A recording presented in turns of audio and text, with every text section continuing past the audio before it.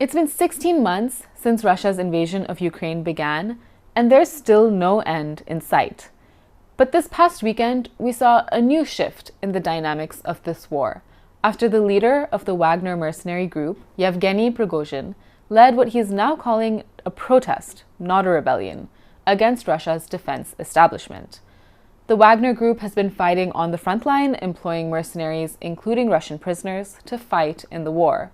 And according to the UK Ministry of Defense, the group commanded 50,000 fighters in Ukraine in January. But this weekend, it appeared as though Prigozhin had hit something of a breaking point.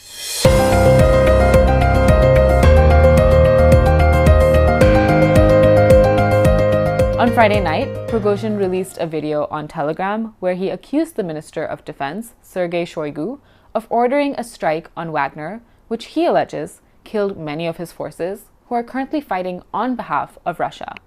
He then turned his troops around, away from Ukraine, and towards Moscow, in what appeared to be a direct act of aggression towards Putin and Shoigu.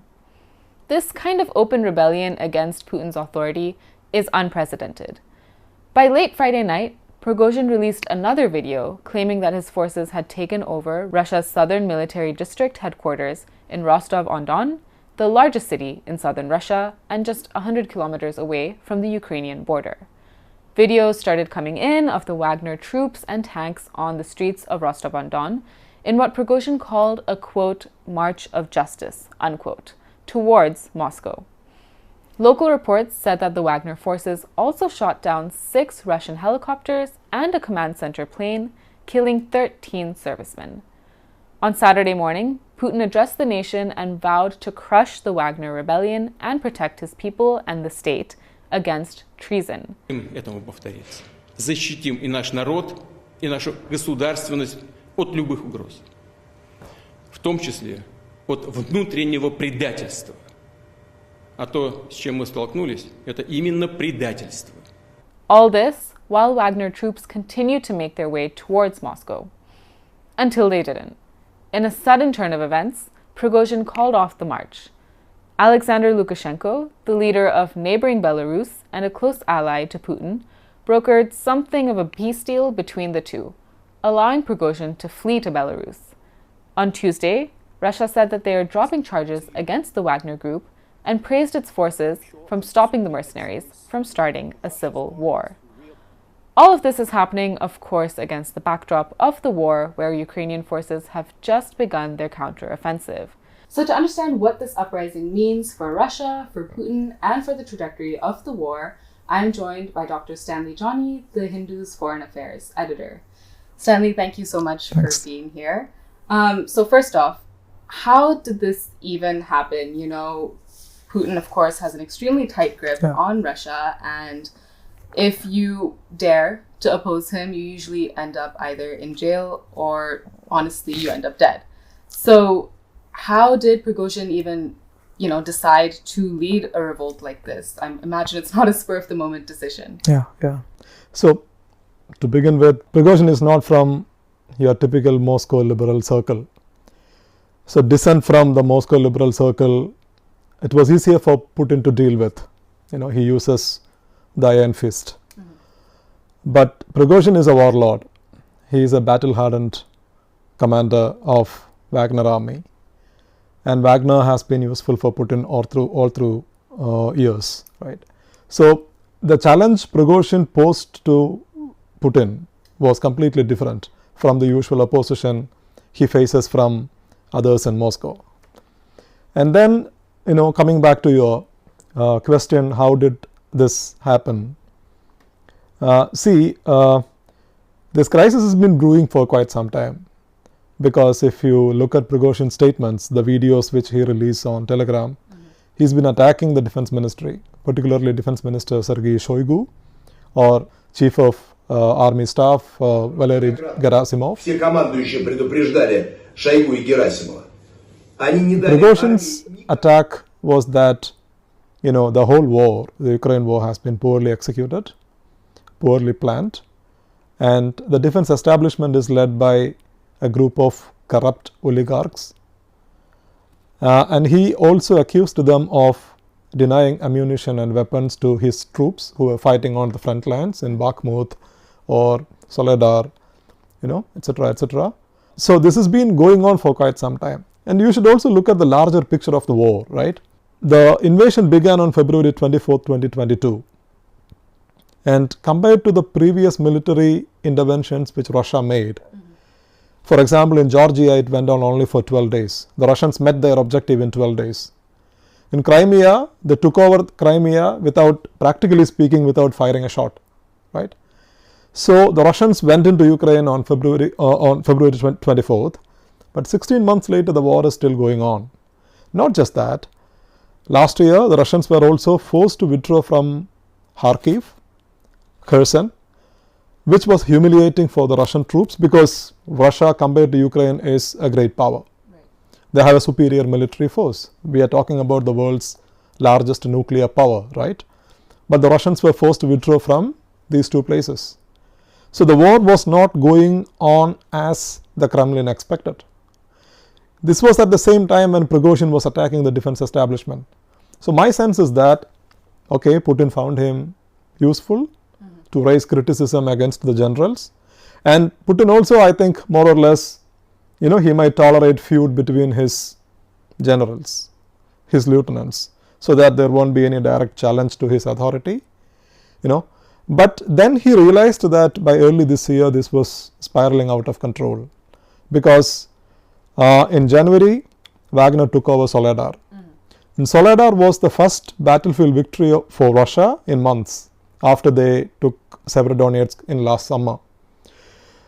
So then the battle for Bakhmut was going on. So immediately after Soledar fell, Prigozhin started directly attacking and abusing Gerasimov and Shoigu.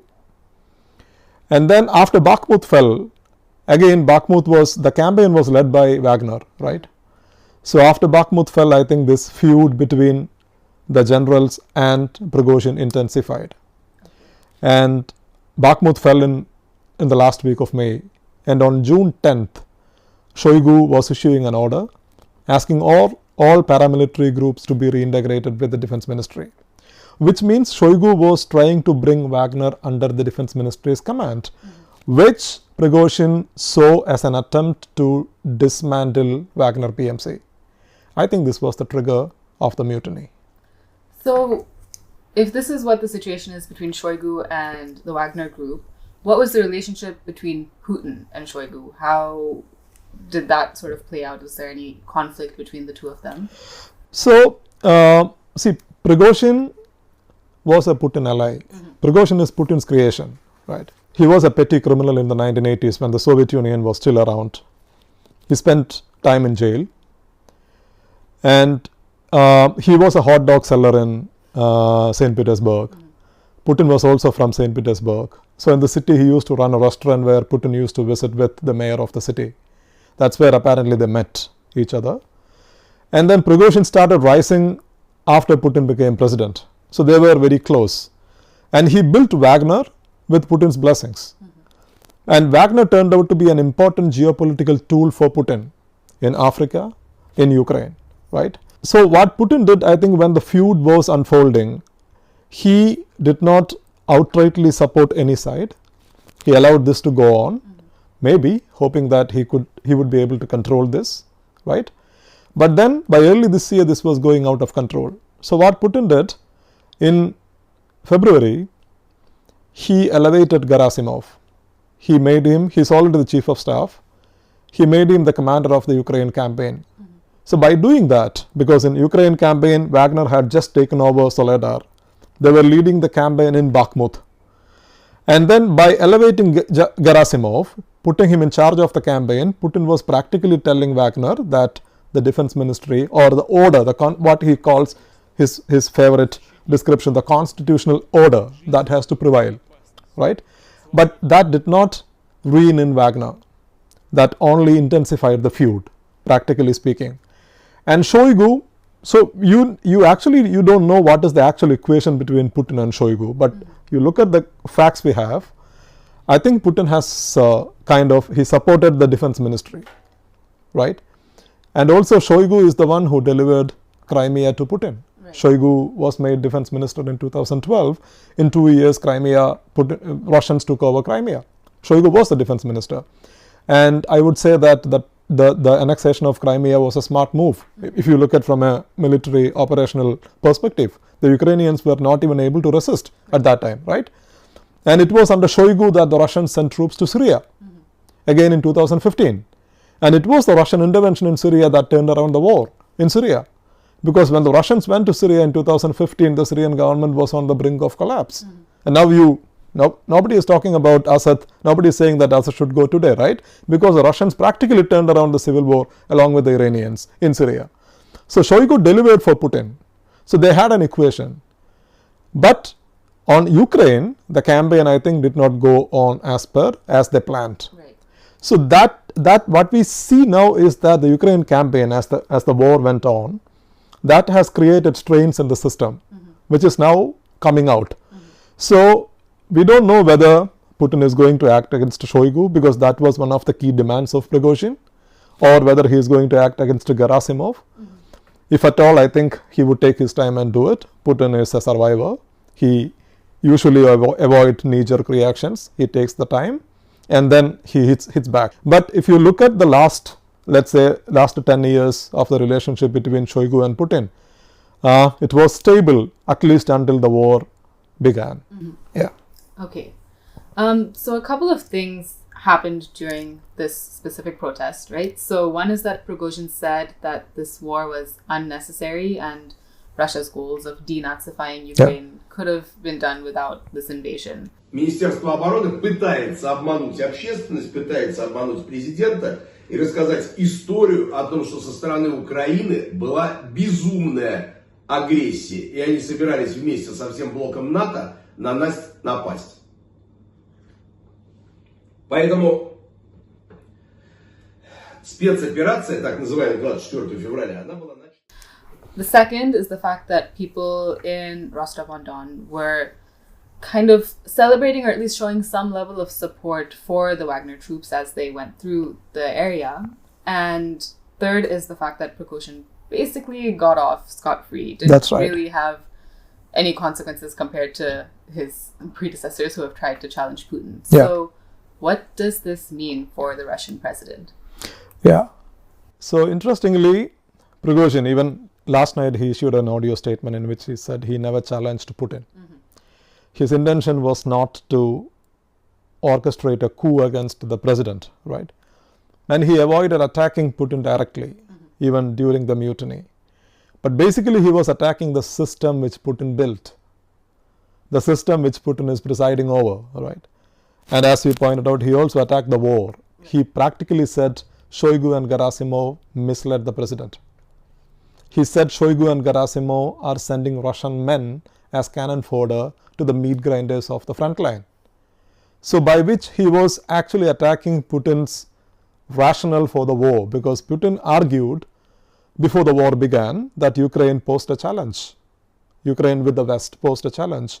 And he argued that this is a war which was begun by the West, not by the Russians. The Russians were forced to respond. This is Putin's official narrative. So Prigozhin was targeting that. So indirectly he was attacking Putin, right? So there are two interesting narratives. One is that everything was a drama orchestrated by Putin, which you see mostly in the pro-Russian circles.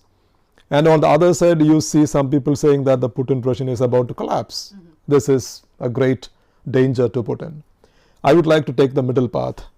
I think this is a genuine, serious political crisis which Putin is facing, which he hasn't faced, right?